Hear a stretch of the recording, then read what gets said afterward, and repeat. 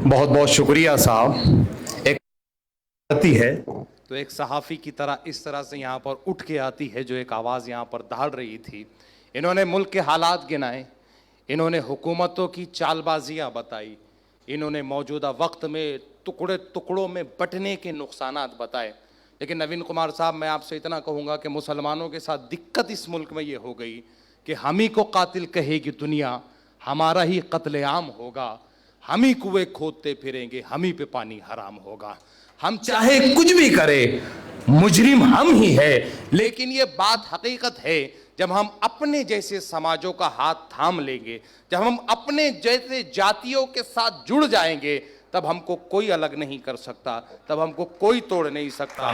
और ये इत्तेहाद, ये एकता, ये अखंडता हम वंचित बहुजन अघाड़ी के मंच से पूरे हिंदुस्तान में पहुंचा रहे हैं, ये कहते हुए कि वंचित के मंच से इंसान मिलता है, यहाँ पर राम मिलता है, यहाँ रहमान मिलता है, यहाँ ना कोई हिंदू है, ना मुस्लिम है, ना सिख है, ना ईसाई। यही वो मंच है जहाँ सारा हिंदुस्तान मिलता है। तो हम मुल्क भर में जोड़ने की तरफ बढ़ते जा रहे हैं। अब मैं अगले स्पीकर को बुलाऊं उससे पहले आप तमाम के लिए एक ऐलान ये है कि आज जिस किताब का, फारूक सर की किताब का जो इजरा हुआ है, मुसलमानों का सियासी एजेंडा, तो ये इस किताब के साथ ज्यादती होगी कि हमने सबके भाषण सुने, हमने किताब की रनुमाई देखी, लेकिन किताब अपने साथ नहीं लेकर गए। नवीन साहब ने अपनी पूरे भाषण में जोर इस बात पे दिया कि पढ़ो, बाबा साहब अंबेडकर ने कहा पढ़ो, इस देश में हर दूसरा जो इस देश की भलाई चाहता है वो कहता है पढ़ो, तो जब पढ़ेंगे तब खरीदेंगे। तो आपसे ये दरखास्त है कि नीचे जाते वक्त स्टॉल लगा हुआ है और आपको ये किताब नीचे स्टॉल पर मिलेगी, और जो लोग ऑनलाइन मंगाना चाहते हैं, देश भर में, देश के किसी भी कोने में, कश्मीर से लेकर कन्याकुमारी तक आपको अमेज़न के ऊपर ये किताब 10% डिस्काउंट में मिल जाएगी। तो आप तमाम से ये कहता हूं कि आज के प्रोग्राम से अगर कुछ लेकर जाना है तो एक किताब का मसूदा लेकर जाना है।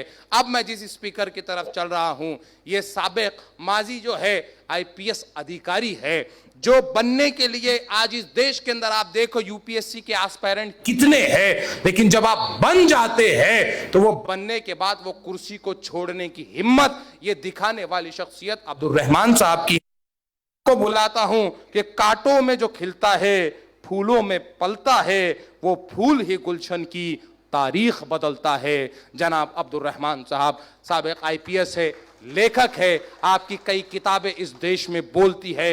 आज आप खुद यहां बोलेंगे, जिनके लिए कभी फैज ने कहा था बोल कि लब आजाद है तेरे।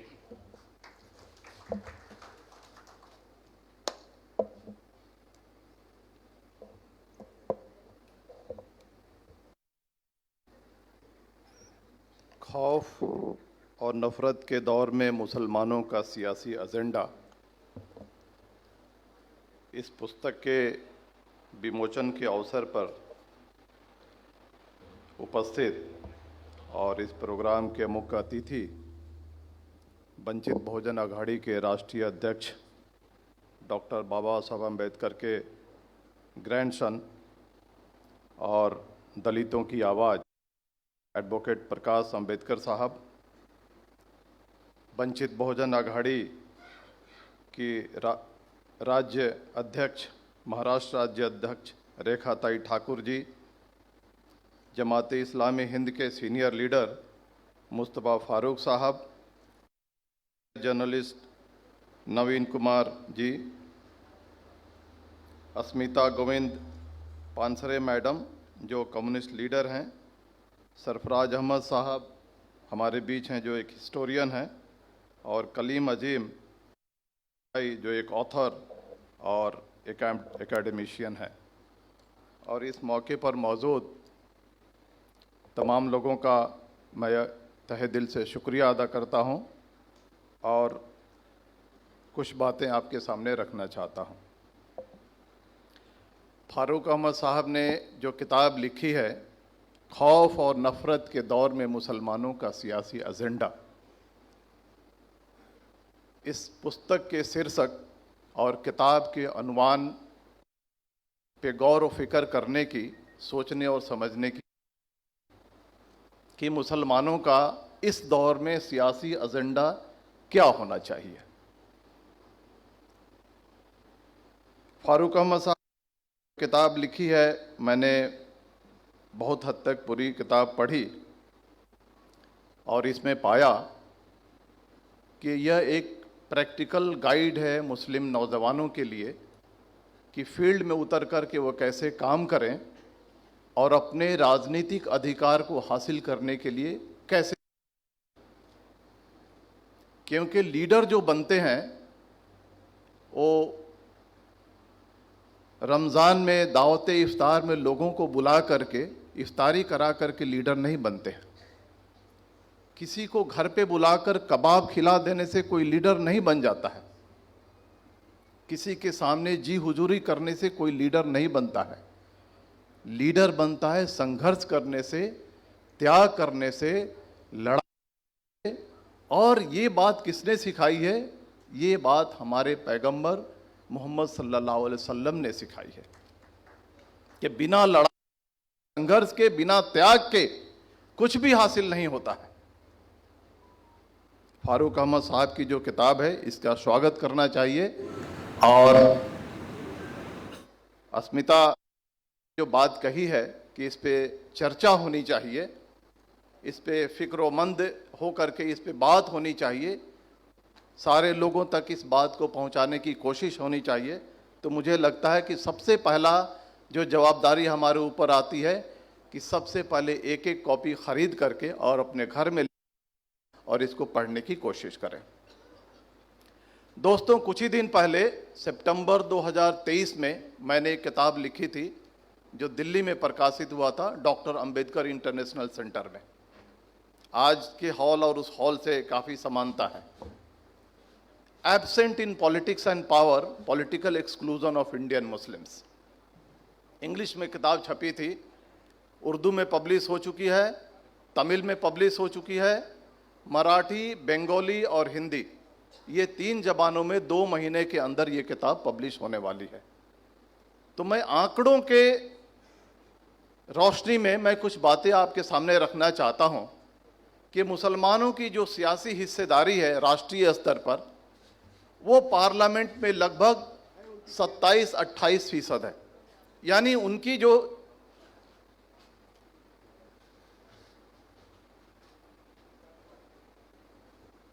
आरफा खानम मैडम आई हैं, सीनियर जर्नलिस्ट हैं, और मैं स्वागत करता हूं। और जो टीम उनको रिसीव करने के लिए गई थी, इनमें और उनमें कुछ तो कोऑर्डिनेशन प्रॉपर तरीके से नहीं हुआ है, इसलिए उनको कुछ जहमतों का सामना करना पड़ा है। उसके लिए जो ऑथर हैं, उनकी टीम है, उनके तरफ से हम सिंसियर अपोलॉजीज व्यक्त करते हैं। आगे बढ़ते हैं।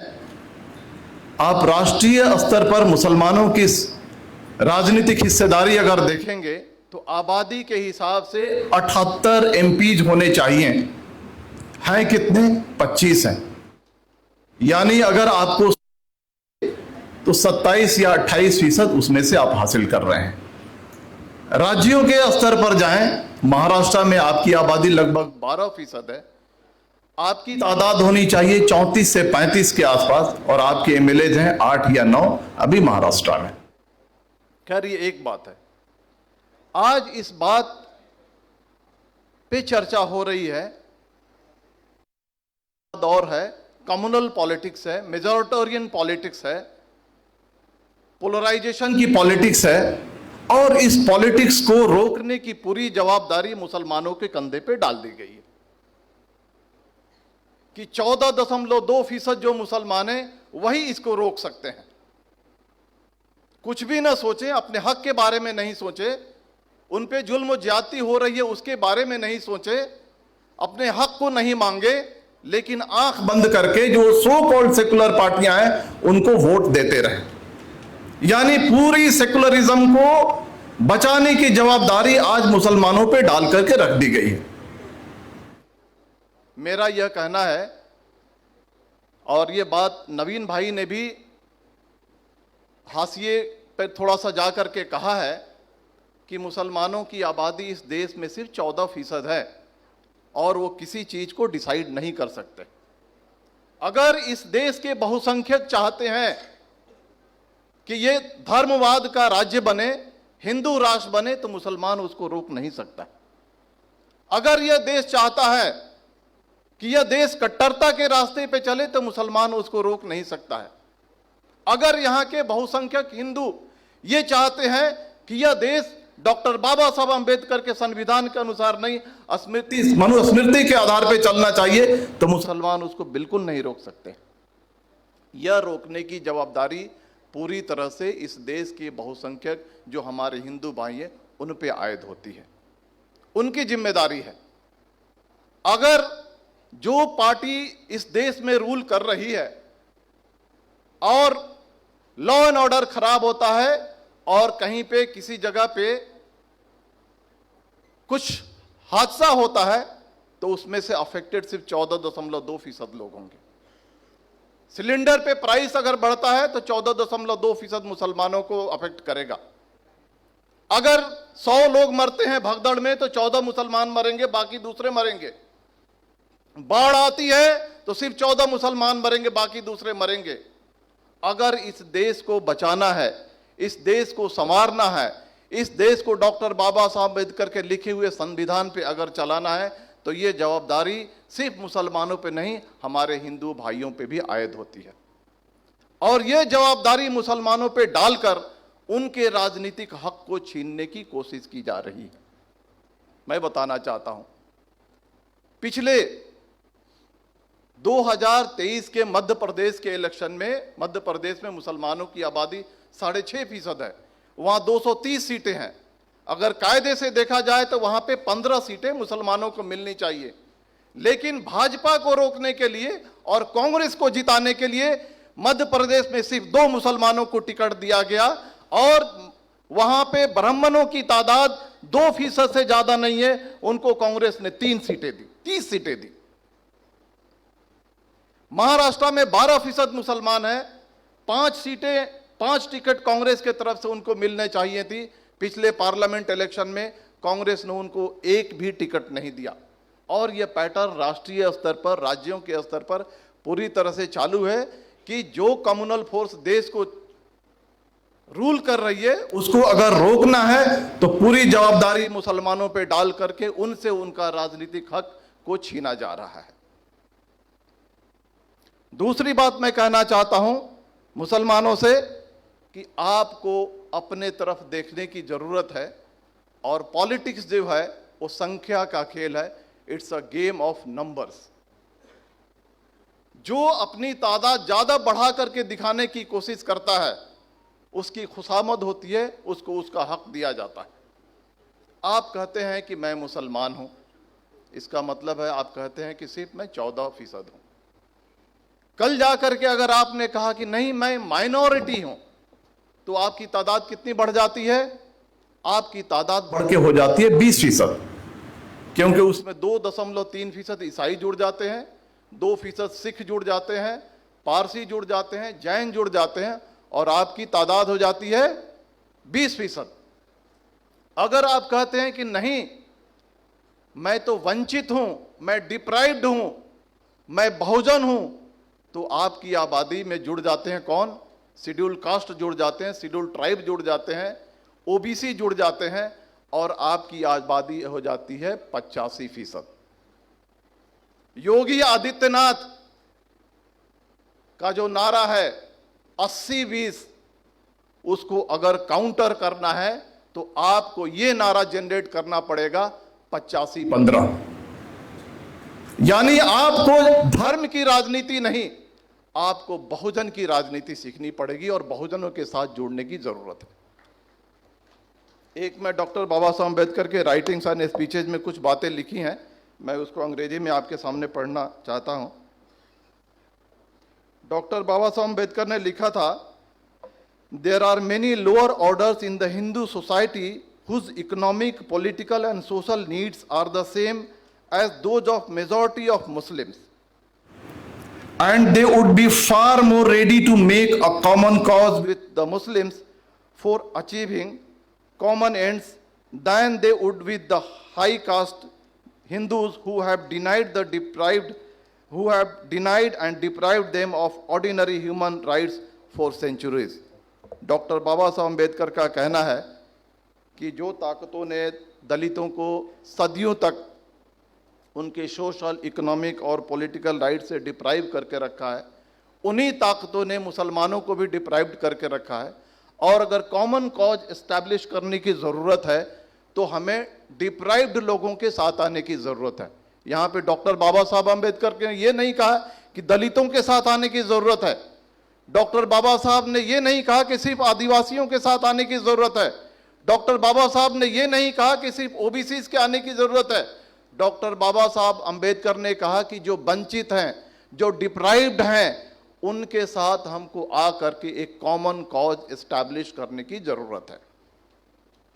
एक बात और मैं कहना चाहता हूं कि एक दलित थिंकर हैं जो नवी मुंबई में रहते हैं, उनका नाम मुझे याद नहीं है, आप लोग बखूबी जानते हैं। उन्होंने ये लिखा है कि कौन बहुजन अहद या कौन अहद बहुजन, ऐसा एक टाइटल है। उनकी पूरी किताब मैंने पढ़ी, 80-85 पेज की पीडीएफ में किताब है। उन्होंने लिखा है कि जो बहुजन है इस देश में, वो हैं सबसे पहले दलित, आदिवासी,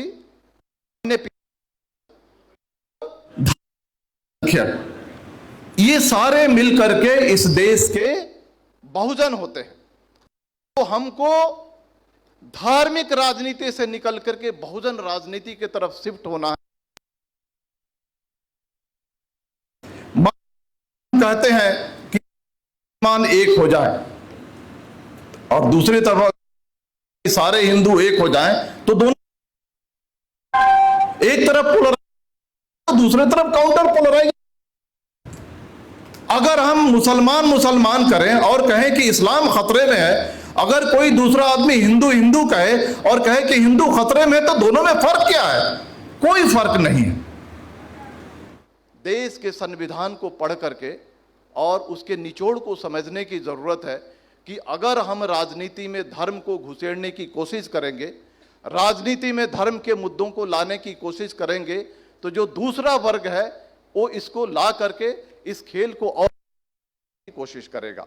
और है इस तरह से सेकुलर इश्यूज, ह्यूमन राइट्स के इश्यूज, डिप्रीवेशन, इनजस्टिस, इन सबको उठा करके और हमको राजनीति करने की जरूरत है। मैं आपको बता कि देश चीजें हो रही हैं, ये अलायंस बन रहे हैं, वो अलायंस बन रहे हैं। एक बात होती है दलित मुस्लिम यूनिटी की, बहुत जो पहला स्टेप है, जैसे मैंने कहा ना कि बहुजन में कितने सारे सेगमेंट्स हैं, कितने सारे घटक हैं, तो पहला जो घटक आता है वो है दलित। उनसे अगर हमको कॉमन कॉज एस्टैब्लिश करने की अगर जरूरत है तो हमें क्या करना चाहिए? हम सिर्फ बात करते हैं कि दलित मुस्लिम यूनिटी होना चाहिए और इस यूनिटी का मतलब है कि पॉलिटिकल यूनिटी होना चाहिए। मैं कहना चाहता हूं कि पॉलिटिकल यूनिटी के पहले भी बहुत सारे स्टेजेज हैं, उनको पार करने की जरूरत है, तब जाकर के पॉलिटिकल यूनिटी होगा।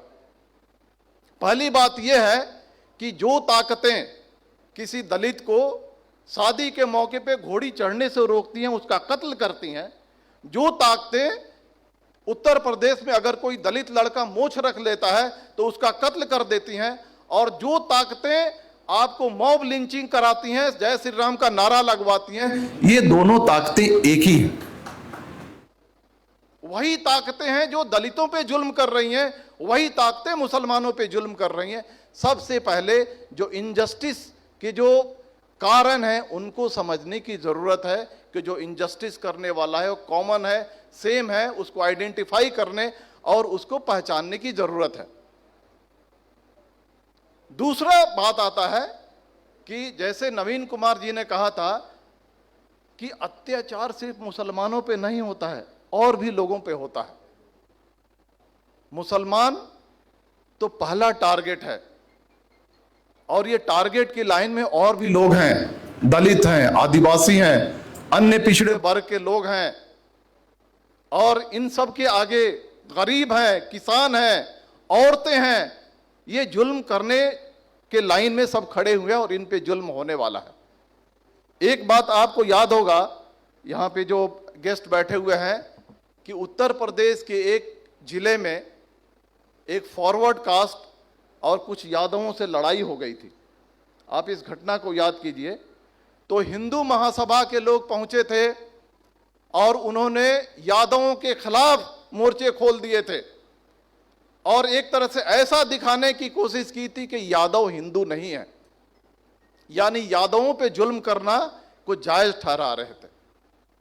तो जो ताकतें आप पे जुल्म कर रही हैं, वही ताकतें उन पे भी जुल्म कर रही हैं। और सिर्फ आप टारगेट नहीं है, सिर्फ मुसलमान टारगेट नहीं है, और भी लोग टारगेट हैं। तो इन सारी चीजों को टैकल करने के लिए एक सोशल अलायंस एस्टैब्लिश करने की जरूरत है। पहला जो मैंने कहा कि जो इनजस्टिस के जो रीजन है उनको समझिए। दूसरा, सोशल अलायंस एस्टैब्लिश करने की जरूरत है। जब हमारे दलित भाइयों पे जुल्म होता है तो हम कहां रहते हैं? हम तो कहीं आवाज नहीं उठाते हैं। जब दलितों के मूंछ रखने से, घोड़ी चढ़ने से, या उनको जब गाली गलौज किया जाता है और उन पे अत्याचार होता है, उनके साथ डिस्क्रिमिनेशन होता है, तो हम कहां रहते हैं? हमारे पैगंबर सल्लल्लाहु अलैहि वसल्लम ने कहा था कि जुल्म के खिलाफ लड़ना यह जिहाद होता है। और आज फर्क यह है कि हम हमारे सामने जुल्म होते हुए देख रहे हैं, लेकिन हम चुपचाप खामोश होकर के अपने घरों में बैठे हुए हैं। आप जब दलितों पे अत्याचार होता है तो उनका साथ दीजिए, उसके बाद जब आप पे अत्याचार होगा तो हो सकता है कि वो आपका साथ दें। जब तक आप दूसरे को सहारा नहीं देंगे, वो आपको सहारा देने के लिए आपके पास नहीं आएंगे। इस चीज को समझने की जरूरत है। और इसके बाद जाकर के पॉलिटिकल अलायंस की जरूरत पड़ती है, इन सारे स्टेजेज को पार करने के बाद, और तब जाकर के आप बहुजन पॉलिटिक्स की राह में आप आगे बढ़ेंगे। आप इसको संख्या के एतबार से देखिए कि उत्तर प्रदेश में लगभग 19.5% मुस्लिम है और 20% के आसपास दलित हैं। अगर ये दोनों मिल जाए तो कितने बनते हैं? 40%। अगर इनमें यादवों को मिला दिया जाए तो लगभग बनता है 48-49%। अगर सिर्फ ये 3 चीजें मिल जाएं तो उत्तर प्रदेश की सरकार बदल सकती है। महाराष्ट्र में लगभग 12% मुसलमान हैं, 11% के आसपास दलित है, 23% होते हैं। अगर इन्होंने टैक्टिकल अलायंस किया, प्रॉपर तरीके से साथ में बैठ करके हेड टू हेड अगर सारी चीजें की, तो आज जो दलित पॉलिटिक्स का जो बिखराव है, या मुसलमान जो हर कोनों पे कहीं इसके पीछे घूम रहे हैं, कहीं इसके पीछे घूम रहे हैं और चाह रहे हैं कि हम कुछ अचीव कर ले, हमको एमएलसी बना दो, हमको हज कमेटी का मेंबर बना दो, हमको टुकड़े दे दो, ये करने की जरूरत नहीं हो। आप लेने वाला नहीं, देने वाला बन जाओगे, बशर्ते कि उस राह में आपको आने की जरूरत है। और मैं आप बता देना चाहता हूं, और यहां पे बैठे हुए सारे लोग मुझसे इत्तेफाक करेंगे कि आज जो नफरत की राजनीति चल रही है, जो कम्युनल पॉलिटिक्स चल रही है, मेजॉरिटेरियन पॉलिटिक्स चल रही है, इसका एक ही जवाब है और वो है सोशल जस्टिस की राजनीति। और ये लोगों ने समझ लिया है। आज राहुल गांधी क्या कहते हैं कि ओबीसी को न्याय दो, दलितों को न्याय दो। मैं कहना चाहता हूं कि 1979 में जब मंडल कमीशन की रिपोर्ट आई थी तो 11 साल तक किसने दबा करके रखा था? कांग्रेस ने दबा करके रखा था। और सामाजिक न्याय का मतलब यह नहीं होता कि सिर्फ हम आरक्षण दे देंगे तो सामाजिक न्याय मिल जाएगा। नहीं, आरक्षण के साथ साथ पॉलिटिकल रिजर्वेशन होना चाहिए। सामाजिक न्याय का मतलब है कि गवर्नमेंट के जितने कॉन्ट्रैक्ट्स आते हैं वहां पर भी सामाजिक जो डाइवर्सिटी है उसका रिफ्लेक्शन होना चाहिए। गवर्नमेंट के स्कीम से वहां पर भी सामाजिक रिफ्लेक्शन होना चाहिए। आज आपने देखा होगा कि लगभग 60% देश के जो संसाधन है वो लगभग 3 से 4% जो अपर कास्ट के लोग हैं उनके हाथों में है, और जो वंचित लोग हैं उनके हाथों में कुछ भी नहीं है। जो इक्वल डिस्ट्रीब्यूशन होना चाहिए, डाइवर्सिटी खत्म होनी चाहिए, इनइक्वालिटी खत्म होनी चाहिए। ये सब अचीव करने के लिए जब ये सारी चीजें की जाएंगी तब माना जाएगा कि सोशल जस्टिस की राजनीति हावी हो रही है, सोशल जस्टिस की आप राजनीति कर रहे हैं। तो कांग्रेस ने इस बात से इत्तेफाक किया है कि कम्युनल पॉलिटिक्स को अगर जवाब देना है तो उसका जवाब सोशल जस्टिस की राजनीति में है, और उससे वो जवाब दे रहे हैं। और मुझे मानना है, और मैं इस बात से पूरी 100% इत्तेफाक करता हूं कि एक दिन आएगा अगर कम्युनल पॉलिटिक्स गिरेगी तो वो सोशल जस्टिस के राजनीति से ही गिरेगी, बाकी और किसी राजनीति से नहीं गिरेगी। आप उसका हिस्सा होइए। बेशतर ये कहा जाता है कि Islam is the religion of social justice. इस्लाम ये नहीं कहा जाता है कि ये रिलीजन है वो रिलीजन है। अगर किताबों में पढ़ा जाए तो सोशल जस्टिस का मजहब है। आप उसका हिस्सा बनिए, उसकी इकाई बनिए, और सिर्फ घूम करके लोगों के पीछे घूम करके आप अपना राजनीतिक हासिल नहीं कर सकते हैं। रास्ते पे उतरिए, संघर्ष कीजिए, पढ़िए, अपने बच्चों को पढ़ाइए, किताबों को पढ़िए, तब जाकर के आप जागरूक नागरिक बनेंगे। और जब जागरूक नागरिक बनेंगे तभी जाकर के आप किसी भी कोने में बैठ करके और देश की सेवा कर सकते हैं। बहरहाल फारूक अहमद साहब ने जो किताब लिखी है, ये मैं फिर से कहता हूँ एक पॉलिटिकल गाइड की तरह है। मैं इस किताब को पूरी तरह से पढ़ूंगा और इसको लोगों तक पहुंचाने की मैं कोशिश करूंगा।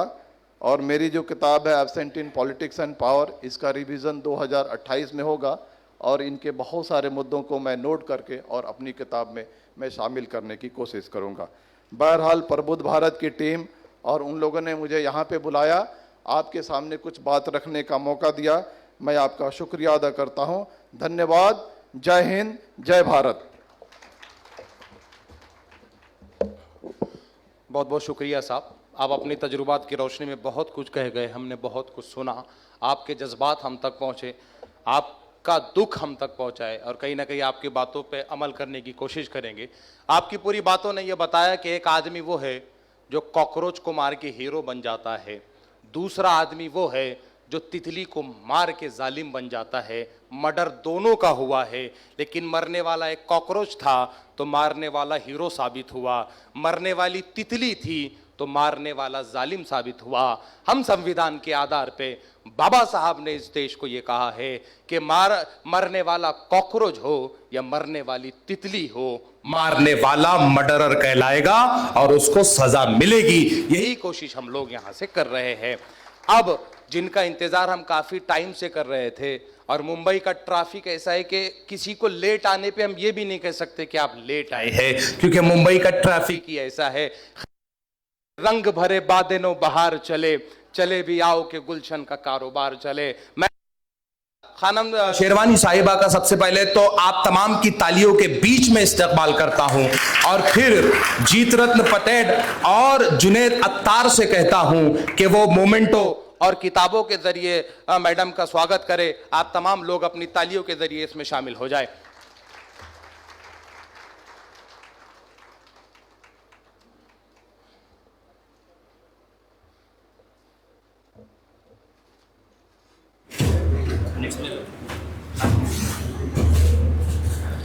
आइए, अब हम एक ऐसी शख्सियत के तरफ चल रहे हैं जिनको मैं अपने बचपने से सुन रहा हूं, क्योंकि ये मेरे शहर से आते हैं।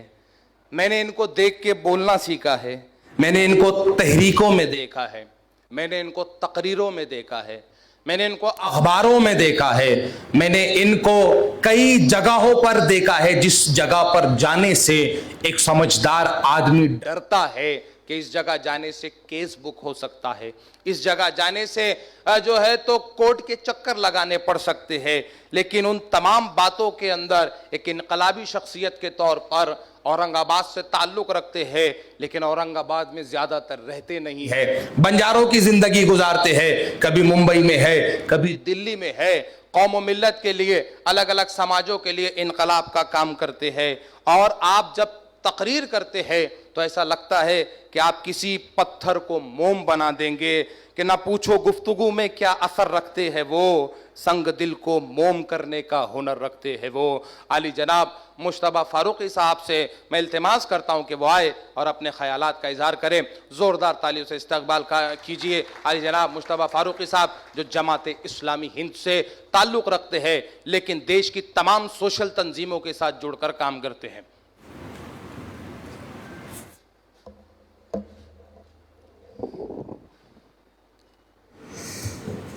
बिस्मिल्लाहिर्रहमानिर्रहीम। स्टेज की इस प्रोग्राम की ज़ीनत सरपरस्त मेरे बहुत ही मोहसिन,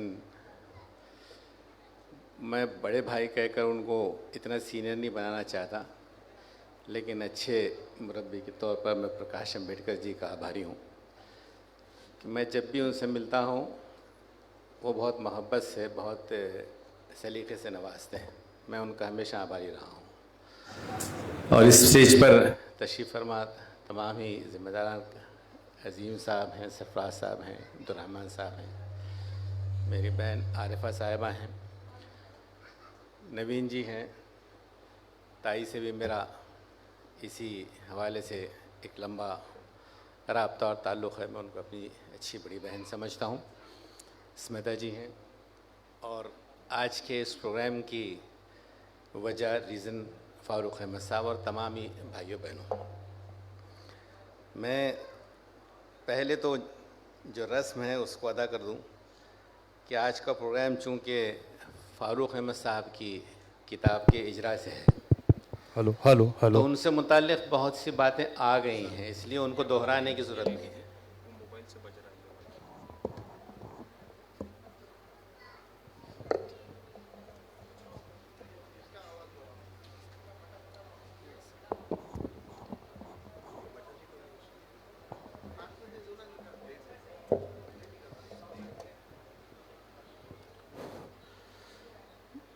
तो फ़ारूक अहमद साहब की किताब पर कुछ कहना ही होगा, इसलिए कि आज की वजह ही हुई है। लेकिन मैं इस किताब पर जाने से पहले फिर से बाला साहब की तरफ आऊँगा। इसलिए आऊँगा कि एक पॉलिटिकल पार्टी को हेड करते हैं और फ़ारूक साहब उनके साथी हैं, और ये कल्चर आपको किसी पॉलिटिकल पार्टी में नहीं मिलेगा कि पार्टी में शामिल लोग उनको इनकरेज किया जाए, उनको बोलने का मौका दिया जाए। यहाँ तो ये है कि बोलने का नहीं बल्कि डिफ़र करने का मौका दिया जाए।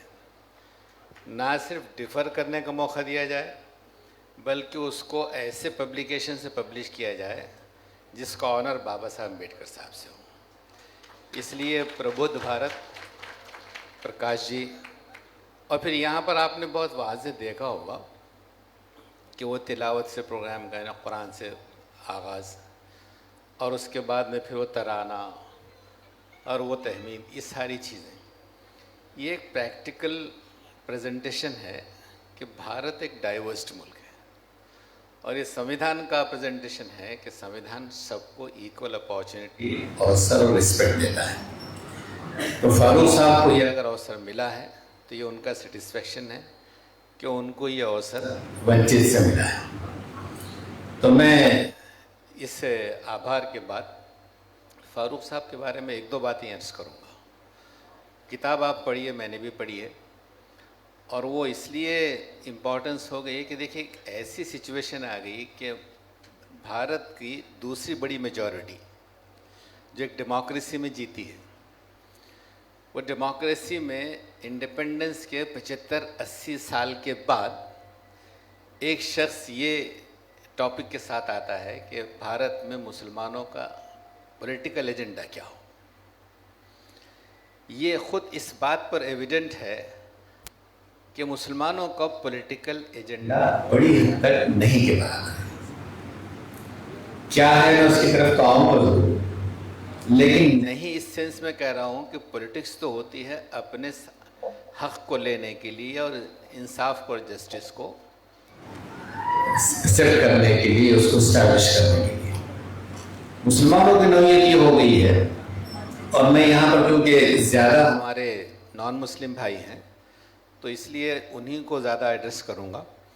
और मुसलमानों को अलग से, प्रकाश जी को साथ लेकर अलग से एड्रेस करूँगा। लेकिन ये है कि देखिए, ये जो बात अब्दुर्रहमान साहब ने भी कही है कि सेक्युलरिज्म की या डेमोक्रेसी की या कॉन्स्टिट्यूशन की सोल रिस्पॉन्सिबिलिटी मुसलमानों की कैसे हो सकती है?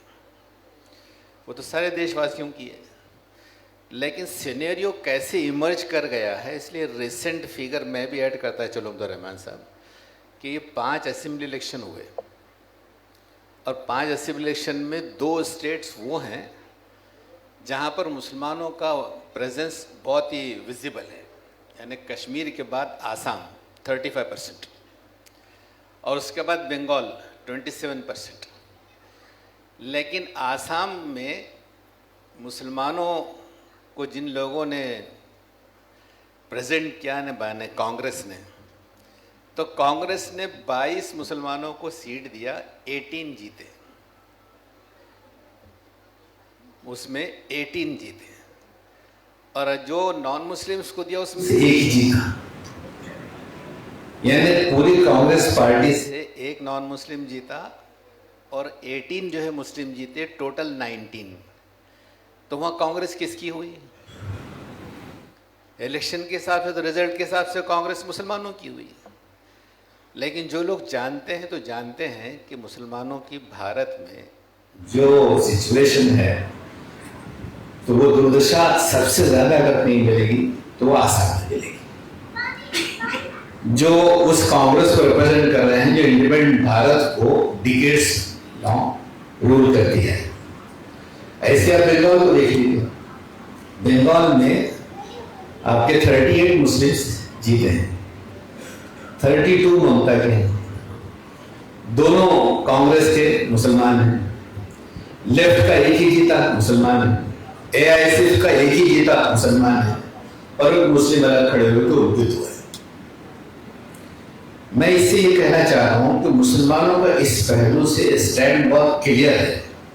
शायद सोसाइटी के लेवल पर सबसे क्लियर स्टैंड अगर किसी का है तो मुसलमानों का है कि वो उन शक्तियों को रोकना चाहती है जो इस कॉन्स्टिट्यूशन को डिमोलिश करना चाहते हैं। इस कॉन्स्टिट्यूशन के डिमोलिशन के लिए जो समाज बहुत क्लियर ऑप्शन के साथ खड़ा है वो मुस्लिम है। खड़ा जो खड़ा है वो गलत खड़ा है, अंदाज उसका ठीक नहीं है। यानी वो कंटिन्यूअस इस प्रोसेस में लगा हुआ है कि जो पावरफुल लोग हैं उनका साथ दो ताकि ये हारें और वो जीतें। इसने कभी अपना हक लेना दूर की बात है, अपना दोस्त बनाने की भी कोशिश नहीं की। अपना दोस्त बनाने की भी कोशिश, जैसे हमारे पास सबसे अच्छे दोस्त महाराष्ट्र में नेशनल लेवल पर तो हो सकते हैं, वो प्रकाश जी हैं। अकोला में बहुत अच्छा प्रेजेंस है मुसलमानों का, लेकिन उनको जो चीज़ समझा दी गई वो ये है कि कौन जो है भारतीय जनता पार्टी को हरा सकता, बस उतना देखो तुम। तो इनके पास ये नहीं है कि हमारी अपनी कोई आवाज़ हो, हमारे पास वो लोग हों जो इस संविधान पर ना सिर्फ खड़े हैं बल्कि इस संविधान के लिए मुखलिस हैं। ये सिचुएशन में फारूक अहमद साहब ने जो बातें कही हैं वो यही है कि आप इतने अंधे बनकर सपोर्ट कैसे कर सकते हैं। अगर ये आपकी स्ट्रेटजी है तो स्ट्रेटजी तो वो होगी जो आपको लाभ दे, नफ़ा दे। आप कह रहे हैं कि हम फ़िरका परस्तों को रोक रहे हैं, वो तो तेज़ी से दौड़ते चले जा रहे हैं, और आप हैं कि तेज़ी से जो है लॉस किए चले जा रहे हैं। तो ये सवाल तो आएगा ना कि आपकी पॉलिटिक्स क्या होनी चाहिए। अब भी समाज में इस पर उतनी बात नहीं हो रही है जैसे कि होनी चाहिए, जैसा कि होनी चाहिए। लेकिन इसको जो है फारूक साहब ने अपनी बुक में जिस अप्रोच के साथ कहा, ये मुसलमानों को कहने की ज़रूरत है और वो मुसलमानों से मुखातब है। मसलन उन्होंने, मैं 1-2 मिसाल देता हूँ, उनकी बुक पर बात करेंगे तो मुझे बात करने का अवसर नहीं मिलेगा। तो उन्होंने कहा कि साहब अब बाबरी मस्जिद के डिमोलिशन को मुसलमानों का सेटबैक क्यों कहते हैं। बेसिकली ये सेटबैक तो कॉन्स्टिट्यूशन को हुआ है, डिमोलिशन मस्जिद का नहीं हुआ है। डिमोलिशन एक व्यवस्था का, शासन का, कॉन्स्टिट्यूशन का, स्टेट के इंस्टीट्यूशंस का, उसका डिमोलिशन हुआ है। और जब उन्होंने डिमोलिश किया और उसके लिए फिर वो सुप्रीम कोर्ट से डिसीजन भी ले आए, तो सुप्रीम कोर्ट जब उन्होंने डिमोलिश किया तो वो डिमोलिशन अब फिर बंगाल में नजर आता है।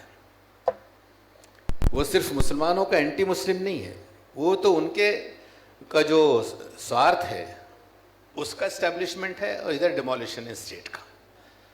तो यहाँ पर वो SIR में इतना वोट इतना बुरी तरीके से डिस्टर्ब किया जाता है। सुप्रीम कोर्ट अगर डायरेक्शन देता है तो वो डायरेक्शन के इम्प्लीमेंट करने तक डेट आती है, इलेक्शन हो जाता है।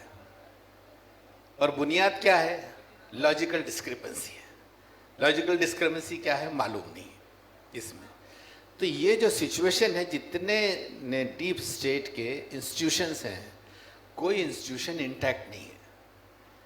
और इसका जो इस्तेमाल हो रहा है, तो फिर से मैं ये बात भी कहूँगा कि मुसलमानों ने तो अपने आप को पहले आइसोलेट कर रखा है, लेकिन सत्ता अगर जा रही है तो वहाँ पर बंगाल में ममता की गई है या कांग्रेस, आसाम से गई है तो कांग्रेस की गई है, या किसी तेजस्वी की गई है, किसी अखिलेश की गई है, कौन से मुसलमान की गई? मुसलमान तो सत्ता में है ही नहीं, जिसकी गई वो लड़ रहे हैं। लेकिन इस महाराष्ट्र को देख लीजिए, शरद पवार साहब को देख लीजिए, अजीत दादा को तो लगा दिए, भेंट चढ़ा दिए। लेकिन जो कुछ सिचुएशन है, इस सिचुएशन में सत्ता जा किसकी रही है, आ किसको रही है। इसलिए यहाँ पर इस चीज़ को भी देखने की ज़रूरत है कि ये बात का और एक मिसाल मैं फारूक अहमद साहब की कह दूँ कि उन्होंने बहुत प्यारे अंदाज से इस चीज़ को प्रेजेंट करते हुए कहा कि ये CA, SIR, NRC ये सब एक दूसरे से कनेक्टेड है। तो उन्होंने कहा कि साहब ये जो मोदी जी है, ये उन हिंदुओं को पाकिस्तान से लाना चाहते हैं। जब पार्टीशन हुआ तो वो बाय चॉइस पाकिस्तान में रहे, तो वो जिन्ना नवाज जो है उनको लाना चाहते हैं भारत, और जो मुस्लिम भारत में बाय चॉइस रहे हैं उनको भेजना चाहते हैं पाकिस्तान। तो जी यहाँ पर गांधी, नेहरू, पटेल, बाबा साहेब के जो सपोर्ट के लोग यहाँ रुके रहे उनको निकालना चाहते हैं, और जो लोग जिन्ना नवाज रहे उनको लाना चाहते हैं। मैं समझता हूँ इस तरीके के अप्रोच के साथ काउंटर करना इफेक्टिव होता है। तो बहुत सी बातें उन्होंने अच्छी कही हैं। मैं उस प्रस्तावना में वाला साहब ने जो बातें कही हैं उसको इसलिए नहीं छोड़ूंगा कि वो अपनी बात अपने अंदाज से बहुत अच्छे से करेंगे, और हमको ज़रूरत है कि अपनी बात कहें। लेकिन उसमें से एक बात जिसको मैं नियरेस्ट फ्यूचर के एजेंडे के तौर पर कैरी करना चाहता हूँ, वो मुसलमानों में UCC की बात है, यूनिफॉर्म सिविल कोड की। एक प्रॉब्लम सर ये हो गया कि मुसलमान जो है ना, हम इस भारत में रहते हुए हम बहुत आइसोलेशन में रहते हैं, और आइसोलेशन में रहते हुए आप नवीन जी जहाँ भी देखेंगे तो हमारी बस्तियाँ बहुत अलग हैं। मैं एक लफ्ज़ दोहराना नहीं चाहता, पहले दलितों के लिए अलग बस्ती हुआ करती थी, वो बस्ती के बाहर होती थी। हमारी बस्तियाँ बस्ती के अंदर होती हैं लेकिन अलग होती हैं। कम से कम मैं मराठवाड़ा से बिलोंग करता हूँ, तो मराठवाड़ा में हमारे पास, महाराष्ट्र में भी उर्दू स्कूल बहुत है। जब उर्दू स्कूल बहुत है तो हमारे बच्चे स्कूल पे जाते हैं तो वहाँ टीचर भी मुस्लिम हैं, क्लास फेलो तो सारे मुस्लिम हैं ही। मेरा बिजनेस, मेरा रेसिडेंस, मेरे एजुकेशन, ये सब मुसलमानों में है। तो बड़ी हद तक हम भारत में नहीं रहते, एक छोटे पाकिस्तान में रहते हैं। हम भारत में रहते हुए भारत में नहीं रहते, इसलिए कि भारतीयों ने हमको इंगेज ही नहीं किया। तो मैं ये एक थोड़े से 2-3 एक्सक्यूजेस बाला साहब के लिए देना चाहता हूँ, क्योंकि वो भी गुस्से में है कि मुसलमान अपने आप को संभालता क्यों नहीं। तो मैं थोड़ा सा अपना एक्सक्यूज़ देना चाहता हूँ कि भारत के विभाजन ने मुसलमानों को बहुत प्रभावित किया। इसके फैक्ट्स मिल जाएंगे कि भारत का विभाजन मुसलमानों ने नहीं किया। ये विभाजन उन लोगों ने किया जब देखा कि देश जो है स्वतंत्र हो रहा है, तो स्वतंत्र भारत को लीड कौन करेगा। तो अंदेशा था कि मुसलमान लीड करेगा, इसलिए कि लेगेसी चली आ रही थी। तो उन्होंने कहा यार फिर ये करेंगे, इससे अच्छा है कि जो मुस्लिम डोमिनेटेड एरिया है काट के उनको दे दो और उनको अलग करो यहाँ से। और ये माइंडसेट नहीं होता है तो मैं दूसरा एविडेंस आपको देता हूँ कि अगर इतने अखंड भारत के ये दावेदार है, राष्ट्रभक्त हैं, भारत माता की पूजा करते हैं, तो 71 में बांग्लादेश क्यों बनाया? आपने बनाया ना। आप उसको मर्जर कर लेते, मर्ज कर लेते तो बांग्लादेश भारत के पास वापस आता, बाद में पाकिस्तान ले लेते। और भारत के मुकाबले में पाकिस्तान लेना आसान नहीं है। मैं ये समझता हूं कि मेजॉरिटी कम्युनिटी के मुकाबले में मैं ज़्यादा कमिटेड हूं कि भारत अखंड होना चाहिए। मेरे अखंड होने के पीछे मेरा स्वार्थ ये है कि ये भारत अखंड हो जाता है तो मुसलमानों को पॉपुलेशन का रेशो बहुत बदल जाता है। अगर पाकिस्तान का मुसलमान, बांग्लादेश का मुसलमान और भारत का मुसलमान अखंड भारत में हो तो रूल कौन करेगा? लेकिन आप चाहते नहीं ना, आपने तो भारत को डिवाइड इसलिए किया, और डिवाइड किया तो इसको आप संगठित करना भी नहीं चाहते, अखंड करना भी नहीं चाहते। लेकिन अननेसेसरली मुसलमानों पर जो बोझ आ गया वो ये लगा दिया गया, और वही हिस्ट्री लिखी जा रही है, वो इतिहास लिखा जा रहा है, ये विभाजित करने वाले ही हैं। तो इनको सिस्टम से बहुत प्लान्ड वे में आइसोलेट किया गया, और आइसोलेट करके ऐसी बस्तियों में डाल दिया गया जो घेटाइजेशन का शिकार है। उनके पास नॉलेज है। कुछ सवाल मुझसे भाई साहब कर रहे थे कि ये इशू आया, उस पर क्या हुआ। मैंने कहा अभी डिबेट ही शुरू नहीं हुआ, अभी डिबेट ही शुरू नहीं हुआ। आप ये कह सकते हैं कि तुम कौन? तो मेरा एक्सेस जो है कम्युनिटी के टॉप के मुस्लिम लीडर्स में है, और जो डिबेट होती है तो इन जनरल मैं उसमें पार्टिसिपेट करता हूँ। जब पार्टिसिपेट करता हूँ तो मुझे वहाँ पर मालूम है कि वहाँ पर इश्यूज़ क्या डिस्कस हो रहे हैं। ये इश्यूज़ डिस्कशन में नहीं है। जब डिस्कशन में नहीं है तो जो लोग सरेंडर कर चुके, वो फिगर्स बहुत अच्छे से अब्दुर्रहमान साहब दे सकते हैं कि वो कहाँ खड़ा है। जब उसने अपने राइट्स को एक्सपेक्ट ही नहीं किया, सरेंडर कर दिया, जब वो अपने मांगता ही नहीं, अपने राइट्स ही नहीं मांगता, वो क्या मांगता है? वही जो है खौफ, जिससे बचना चाहता है, उससे सिक्योरिटी और तहफ़्फ़ुज़ चाहता है, जिसकी तरफ निशानदेही की है। लेकिन वो कम्युनिटी जो अपने राइट्स से दस्तबार हो गई, उसने खुद जो है उसका अपना क्लेम छोड़ दिया हो, उससे ये एक्सपेक्ट करना कि वो देश के इश्यूज़ पर पार्टिसिपेट क्यों नहीं करता, ये तो उससे एक्सपेक्ट करेंगे जो अपने इश्यूज़ के सिलसिले में इंटरेस्टेड हो। जिसको अपना स्वार्थ, दूसरों की ड्यूटी क्या निभाएगा। इसलिए मैं पहले ये एक्सक्यूज़ दे रहा हूँ कि समाज को भी थोड़ा सा आपको हमको समझिए, और समझने के बाद आपको दूसरा अवसर जो मिलता है वो ये है, हम तो है बाराती, हमारा काम ही वोट देना है, चाहे कुछ हो जाए। आसाम में भी देंगे, बंगाल में भी देंगे, और सो कॉल्ड जो सेक्युलर पार्टीज़ हैं, अगर कहीं कुछ बचती है तो मुसलमानों के नाम पर बचेगी। लेकिन हम तो है बाराती, हमको तो वोट ही देना है। सवाल ये है कि हम मुसलमानों को वोट लेंगे कैसा। मेरा जो सवाल है बड़े साहब के सामने कि हम इनका वोट लेंगे कैसा, और वोट लेने में और देने में मेरी समझ ये है, इतने लंबे ताल्लुक़ के बाद सबके बारे में सबके ओपिनियन हो सकते हैं, लेकिन मेरा जो संपर्क है, साथ है बाड़ा साहब से, वो तकरीबन 2007-8 से है। तो मैं अचानक ऐसा भावुक होकर नहीं कह रहा हूँ। मैं कहता हूँ कि हमको अगर पॉलिटिकली कोई अच्छा दोस्त और प्लेटफॉर्म मिल सकता है जो आपको जस्टिस के लिए शेयर दे सकता है, वो बाड़ा साहब जैसे लोग हो सकते हैं। वो आपके लिए कांग्रेस, वो आपके लिए एनसीपी नहीं हो सकते। इसलिए कि आज जो कुछ हो रहा है, फिर एक और चीज़ मैं कहूँ, सर ये कह रहे थे कि अब जो अप्रीहेंशन है वो ये है कि अब जगह जगह ये नरसंहार होगा, और जो कुछ गुजरात में हुआ ये अंदेशा है कि भारत में जगह जगह होगा। मुसलमानों को आप इसका कॉन्फिडेंट कहिए या सेंसिटिविटी कमी कहिए, उसकी नौयत है कि वो ये समझता है कि आप क्या करेंगे, हमारा गुजराती करेंगे ना, क्या कर लेंगे, हमारा गुजरात करेंगे। कितने हैं गुजरात में? 2000-2500। मुसलमानों का प्रेजेंस कितना है गुजरात में? कल भी जो था एज गुड एज उतना ही है। तो मोदी अपने गुजरात में नरसंहार नहीं कर सके पूरे, तो भारत में क्या कर लेंगे। इसलिए भारत के मुसलमानों में वो उस नौयत का खौफ नहीं है। हम समझते हैं कि नरसंहार से ज़्यादा नुकसान जो हुआ है वो डिकेड्स लॉन्ग कांग्रेस में हुआ है, जिसने मुसलमानों को सच्चर बनाया। ये सच्चर जो है भाजपा ने नहीं बनाया, ये सच्चर जो है ये कांग्रेस ने बनाया। इसमें एक तरफ हाथ फेरते रहो, दूसरी तरफ लात मारते रहो। तो अब ये सारी सिचुएशन को एनालाइज करके सॉल्यूशन की तरफ तो आना पड़ेगा। और आते हैं तो मैंने जो बात छेड़ी थी कि आपने अपने प्रस्तावना में यूसीसी का इशू रखा है।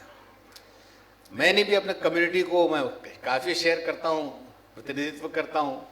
मैंने साहब से पूछा कि साहब यूसीसी पर आपका क्या कहना है? वो बोले तुम्हारी वजह से हम रुके हुए हैं। हम तो बोलते यूसीसी हो जाना, मुसलमानों की वजह से रुके हुए हम कि मुसलमान नाराज होगा। इसका सीधा मैसेज ये है कि मुसलमान भारत में रहते हुए दूसरे समाज को समझने की जुस्तजू नहीं कर रहा है कि और समाज की प्रॉब्लम क्या है, क्यों इस चीज़ जो है यूसीसी चाहते हैं। इसलिए कि उनके पास धार्मिक असर्शन, डोमिनेशन, अत्याचार ये सेंचुरीज लॉन्ग होता है। अब अगर वो उसको नहीं अपडेट करेंगे तो कब करेंगे?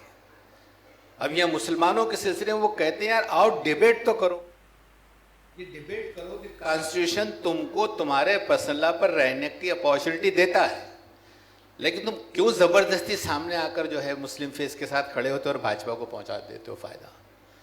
आओ साथ बैठेंगे, हम अपना अपडेट कर लेंगे, हम तुमको प्रोटेक्ट कर देंगे। लेकिन मुसलमानों को ये मालूम नहीं है, इन जनरल, सबको कहकर मैं ब्लेम नहीं देना चाहता, कि हम प्रोटेक्ट भी हो सकते हैं, प्रोटेक्ट भी कर सकते हैं। तो जिन लोगों को ये दोनों एंगल मालूम नहीं है वो इंगेज करने से डरते हैं, वो इंगेज करने से भी डरते हैं। तो इस सिचुएशन में बात लंबी करनी नहीं है, इसलिए कि लंबी गुफ्तगू होगी तो किताब का वचन रह जाएगा और अपना भाषण चलता रहेगा।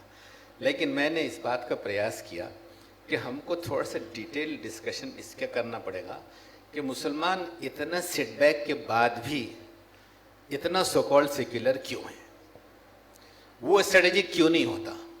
बल्कि जो बात यहाँ पर कही गई और किसी ने मिसाल देते हुए कहा कि काशीराम जी से सीखना चाहिए, लेकिन काशीराम जी ने जिनसे सीखा था वो यूपी में डॉक्टर अब्दुल जलील फरीदी थे। डॉक्टर फरीदी ने इंडिपेंडेंट भारत में वो जो 60s में राइट्स वगैरह तो मुशावरत बनी थी नवीन जी उस वक्त, और वो उसमें मुस्लिम नॉन मुस्लिम लीडर्स ने कम्युनिटी में कॉन्फिडेंस डेवलप करने के लिए इनिशिएटिव लिया था, और उसमें मुसलमानों का बहुत ओवरवेलमिंग रिस्पांस आया था। तब उन्होंने ये कहा कि सब हमको अपना पॉलिटिकल स्टैंड लेना चाहिए। तब मुसलमानों में उस वक्त मुशावरत को लीड कांग्रेस की लीडरशिप कर रही थी, मुस्लिम कांग्रेस ही, उन्होंने उसको अप्रिशिएट नहीं किया। तो डॉक्टर फरीदी ने यूपी में मजलिस बनाई, मुस्लिम मजलिस नाम की पार्टी बनाई, और वो कॉम्बिनेशन था मुस्लिम और दलित का। उसको इंदिरा जी ने बहुत प्लान्ड वे में डिमोलिश कर दिया। उसके डिमोलिशन के बाद फिर खड़े हुए हैं तो ये बीएसपी की शक्ल में आप पॉलिटिकल देखते हैं इसको। तो मैं यहाँ पर, चूँकि यहाँ मुस्लिम बहुत कम हैं, इसलिए सोशल इंजीनियरिंग का वो बेस नहीं देना चाहता जो प्रेषित मोहम्मद सल्लल्लाहु अलैहि वसल्लम ने दिया है। वहाँ तो सीधा सीधा बेस जो है, ये बात जो फारूक साहब ने कही वो सेंटेंस मुझे बहुत अच्छा लगा। उन्होंने कहा कि जस्टिस का संघर्ष और जस्टिस का एस्टैब्लिशमेंट ये इबादत है, ये धर्म है। बल्कि मुसलमानों के लिए मैं एक रेफरेंस दे देता हूँ कि हर जुमा में अजीम साहब जो आयत पढ़ी जाती है खुतबे में, वो इन्नल्लाह यामुरु बिल अदली वल ihsan। अल्लाह मुसलमानों को जिस बात का ऑर्डर करता है वो ये है कि तुमको हुक्म देता है जस्टिस का और एहसान का। इस्लाम है नाम मुतबादिल जस्टिस का। तो आप जस्टिस का संघर्ष लड़ोगे तो आप धर्म की स्थापना करोगे। जस्टिस की स्थापना धर्म की स्थापना है। और जब जस्टिस की बात होती है सिर्फ मुस्लिम की नहीं होती, लेकिन फिर वही आता है जो ख़ुद के साथ जस्टिस नहीं कर रहा वो सबके साथ जस्टिस क्या करेगा, वो बेचारा मुसलमान है इसमें। तो यहाँ पर इसी एहसास के साथ मैं आप सबका आभार व्यक्त करता हूँ, और मैं ये समझता हूँ कि आज का ये प्रोग्राम इस बुक के ज़रिए से एक प्रोग्राम में कन्वर्ट हो, और जो सिचुएशन निर्माण हो रही है इससे ओवरकम करने के लिए उस विचार के साथ जाया जाना चाहिए जिसको अब्दुल रहमान साहब कह रहे थे कि बहुजन होना चाहिए। ये बहुजन अगाड़ी और वंचित इसी को तो लीड जो है प्रकाश जी कर रहे हैं, और अगर इसको सबको उनको इज्जत के साथ, रिस्पेक्ट के साथ मौका मिलता है तो उनके इनिशिएटिव को रिस्पेक्ट किया जाना चाहिए। शुक्रिया। खुदा।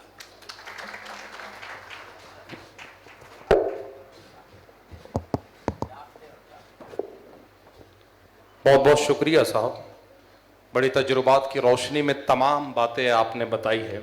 एक बात बाड़ा साहब के सिलसिले में कही है कि बाड़ा साहब ही तमाम जाति जमातों को साथ लेकर इस राज्य में चल सकते हैं।